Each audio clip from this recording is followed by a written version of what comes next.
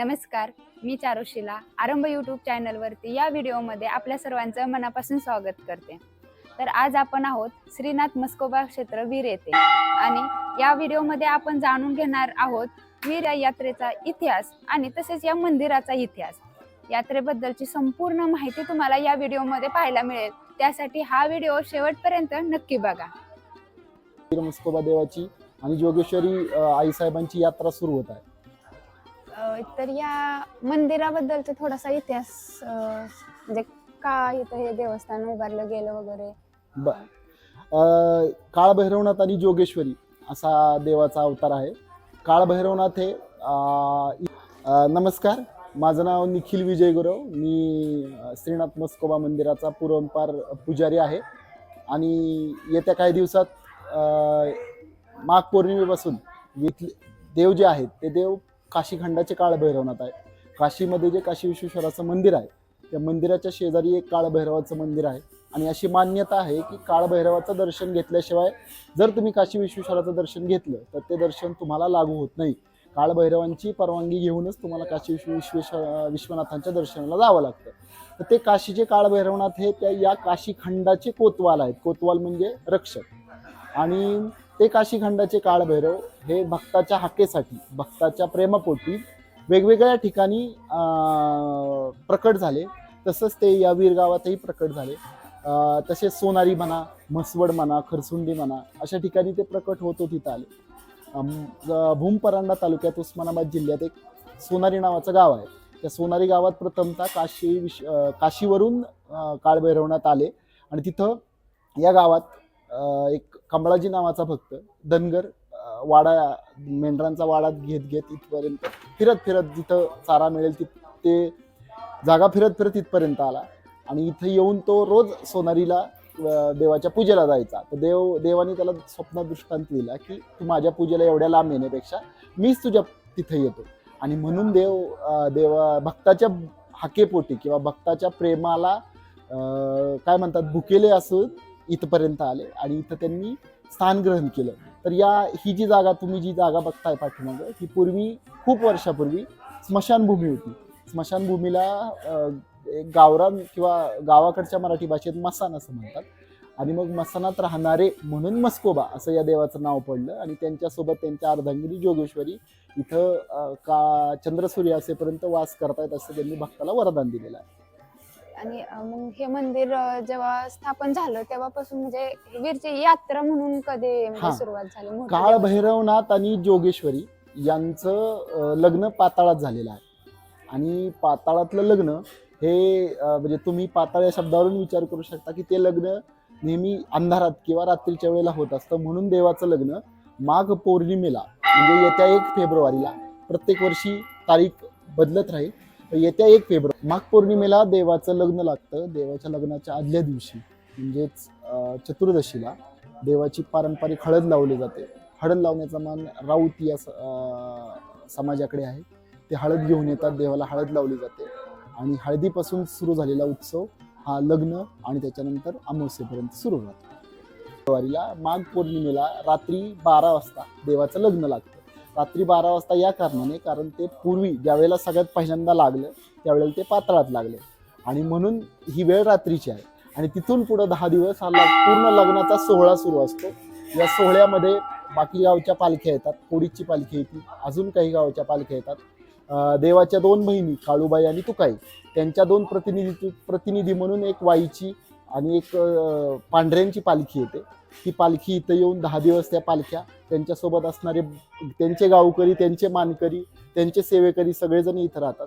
10 दिवस देवाचा 2 वेळ छबिना असतो, सकाळी आणि दुपारी आणि संध्याकाळी असे 2 वेळ छबिना असतो आणि त्या छबिन्यात ढोल ताशे आणि सगळे जे भक्तगण असतात ते येऊन अगदी आनंदाने त्या छबिन्यात सहभागी होतात, त्याचा आनंद घेतात आणि वर्षभराची आनंदाची शिदोरी घेऊन घरी जातात।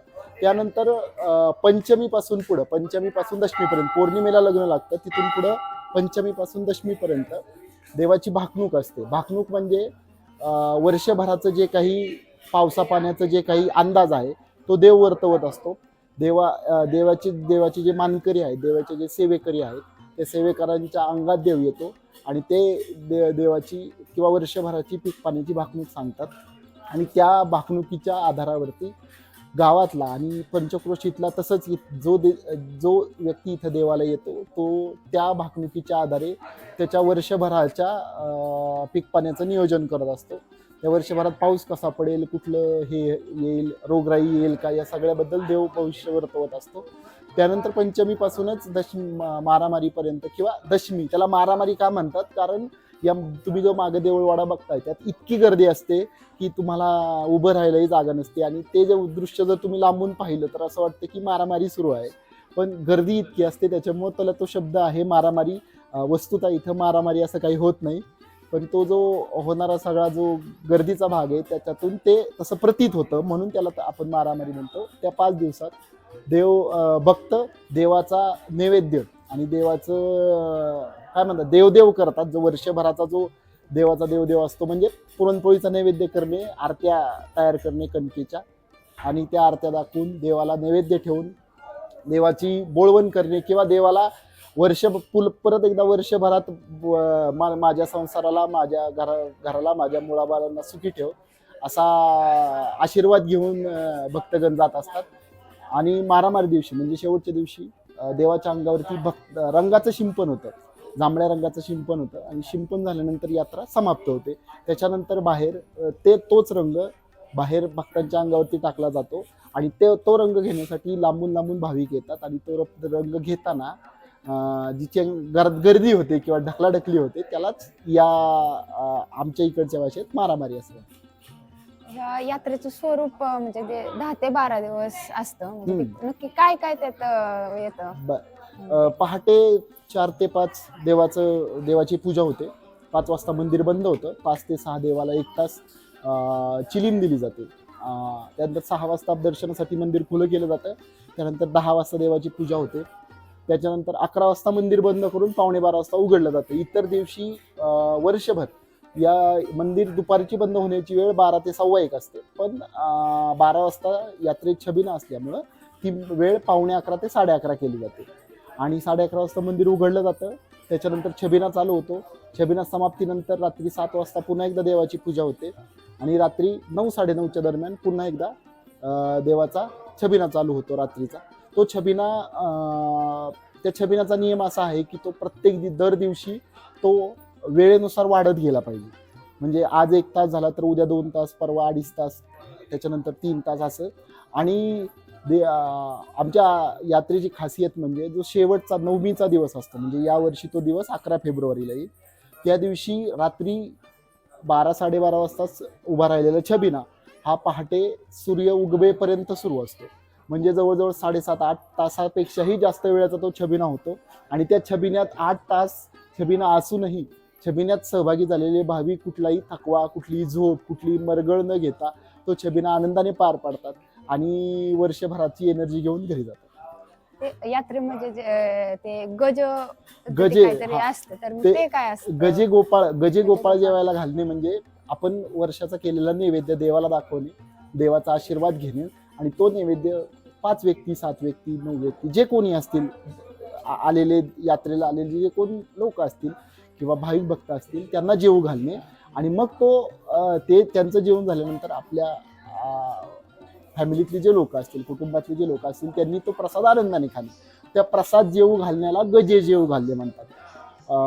देवाचे जे सगळे मानकरी आहेत ते सगळे मानकरी धनगर आहेत आणि त्या धनगरांच्यात गज किंवा गजे याचा अर्थ कुणीतरी सगळ्यांनी समूहाने एकत्र येऊन केलेला आनंद उत्सव आणि मग गजे जेवायला घालणे म्हणजे सगळ्यांनी एकत्र येऊन आनंदाने केलेलं जेवण, याला म्हणणे गजे जेवू घालणे असं. तर या यात्रेमध्ये असे पोशाखाचं म्हणजे जे एक पांढरा शर्ट आणि पांढरा लेंगा वगैरे असतो, तर असा पारंपरिक पोशाख आहे का आपलं ठरवलेला? कोण ठरवलेला? पूर्वी जे काही तुम्ही म्हणजे काय म्हणता येईल, पूर्वीचे जे तुम्ही वृद्ध व्यक्ती किंवा जे मोठे झालेले व्यक्ती बघत असताल तर ते पूर्वीपासून पांढरा शर्ट आणि पांढरा लेंगा घालणं हे त्यांचा पारंपरिक पोशाख आहे महाराष्ट्रीयन लोकांचा.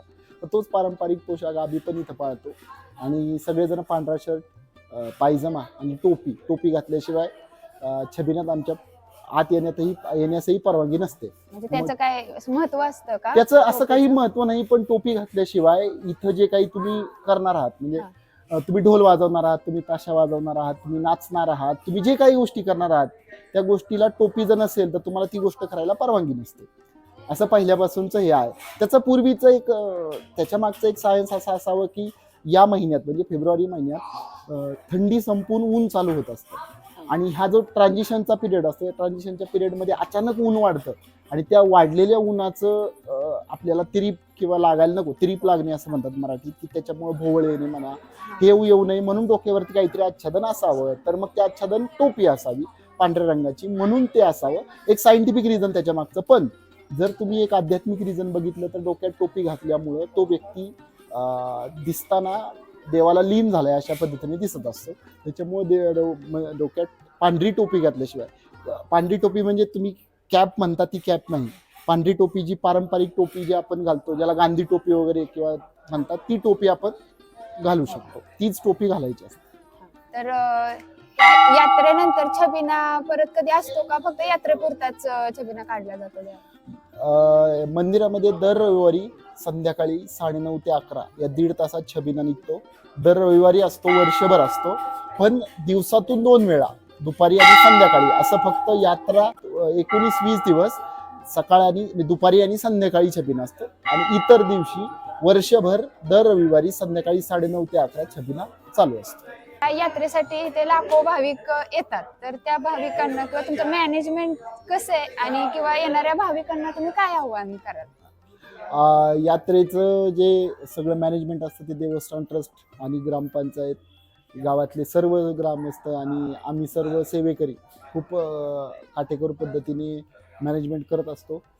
त्या मॅनेजमेंटवरती येणाऱ्या भाविकांच्या गर्दीमुळे थोडाफार ताण येण्याचा प्रश्न उद्भवतो. पण देवाला येणारे सगळेच जण भाविक किंवा पूर्ण सर्वच महाराष्ट्रीयन व्यक्ती त्या खूप देवाच्या बाबतीत खूप सतर्क असल्यामुळं तो ताण येऊन देत नाहीत.